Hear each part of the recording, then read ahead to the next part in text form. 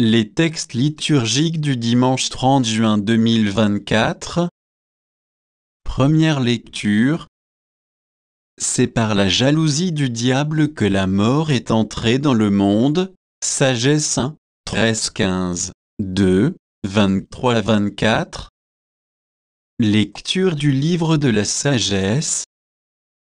Dieu n'a pas fait la mort, il ne se réjouit pas de voir mourir les êtres vivants, il les a tous créés pour qu'ils subsistent. Ce qui naît dans le monde est porteur de vie. On n'y trouve pas de poison qui fasse mourir.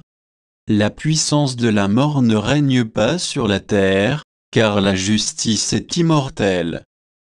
Dieu a créé l'homme pour l'incorruptibilité, il a fait de lui une image de sa propre identité. C'est par la jalousie du diable que la mort est entrée dans le monde, ils en font l'expérience, ceux qui prennent parti pour lui. Parole du Seigneur. Psaume 29, 30, 2, 4, 5, 6 AB, 6 CD.12, 13. Je t'exalte, Seigneur, tu m'as relevé, tu m'épargnes les rires de l'ennemi, Seigneur, tu m'as fait remonter de l'abîme et revivre quand je descendais à la fosse. Fêtez le Seigneur, vous, ses fidèles, rendez grâce en rappelant son nom très saint. Sa colère ne dure qu'un instant, sa bonté, toute la vie. Avec le soir, viennent les larmes, mais au matin, les cris de joie. Tu as changé mon deuil en une danse, mes habits funèbres en parure de joie. Que mon cœur ne se taise pas, qu'il soit en fête pour toi, et que sans fin, Seigneur, mon Dieu, je te rende grâce. Deuxième lecture. Ce que vous avez en abondance comblera les besoins des frères pauvres. 2 Corinthiens 8, 7, 9, 13, 15. Lecture de la deuxième lettre de saint Paul apôtre aux Corinthiens.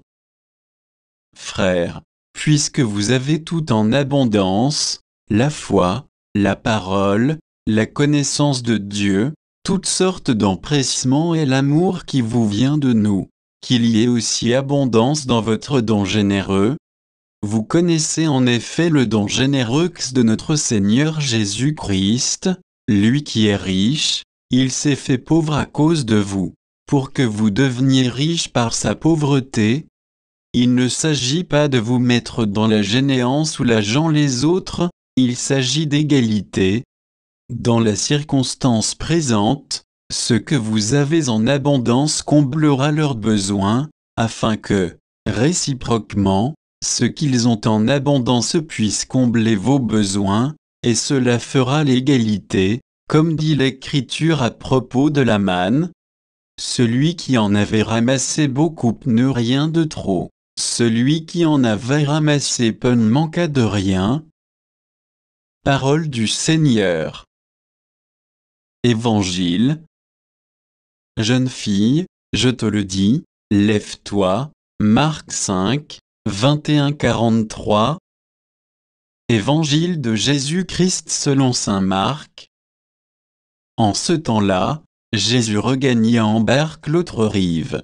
Et une grande foule s'assembla autour de lui. Il était au bord de la mer. Arrive un des chefs de synagogue, nommé Jaïr. Voyant Jésus, il tombe à ses pieds et le supplie instamment, « Ma fille, encore si jeune, et à la dernière extrémité vient lui imposer les mains pour qu'elle soit sauvée et qu'elle vive. » Jésus partit avec lui, et la foule qui le suivait était si nombreuse qu'elle l'écrasait. Or, une femme, qui avait des pertes de sang depuis 12 ans, elle avait beaucoup souffert du traitement de nombreux médecins, et elle avait dépensé tous ses biens sans avoir la moindre amélioration. Au contraire, son état avait plutôt empiré.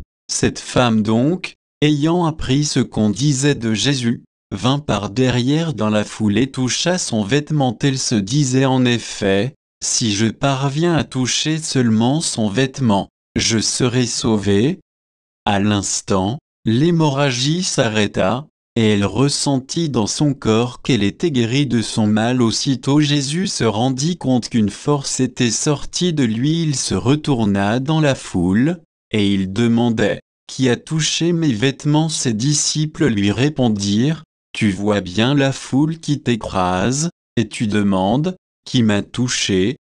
Mais lui regardait tout autour pour voir celle qui avait fait cela. Alors la femme, saisie de crainte et toute tremblante, sachant ce qui lui était arrivé, vint se jeter à ses pieds et lui dit toute la vérité. Jésus lui dit alors, « Ma fille, ta foi t'a sauvée, va en paix et sois guérie de ton mal. » Comme il parlait encore, des gens arrivent de la maison de Jaïr, le chef de synagogue, pour dire à celui-ci, « Ta fille vient de mourir, à quoi bon déranger encore le maître Jésus ?» Surprenant ces mots, dit au chef de synagogue, « Ne crains pas, crois seulement. » Il ne laissa personne l'accompagner, sauf Pierre, Jacques et Jean, le frère de Jacques. Ils arrivent à la maison du chef de synagogue. Jésus voit l'agitation, et des gens qui pleurent et poussent de grands cris. Il entre et leur dit, « Pourquoi cette agitation et ces pleurs ?» Point d'interrogation. Et l'enfant n'est pas morte, elle dort. Mais on se moquait de lui. Alors il met tout le monde dehors, prend avec lui le père et la mère de l'enfant, et ceux qui étaient avec lui, puis il pénètre là où reposait l'enfant. Il saisit la main de l'enfant, et lui dit, « Talitha koum », ce qui signifie, « Jeune fille, je te le dis, lève-toi ». Aussitôt la jeune fille se leva et se mit à marcher. Elle avait en effet 12 ans. Ils furent frappés d'une grande stupeur, et Jésus leur ordonna fermement de ne le faire savoir à personne. Puis il leur dit de la faire manger. Acclamons la parole de Dieu.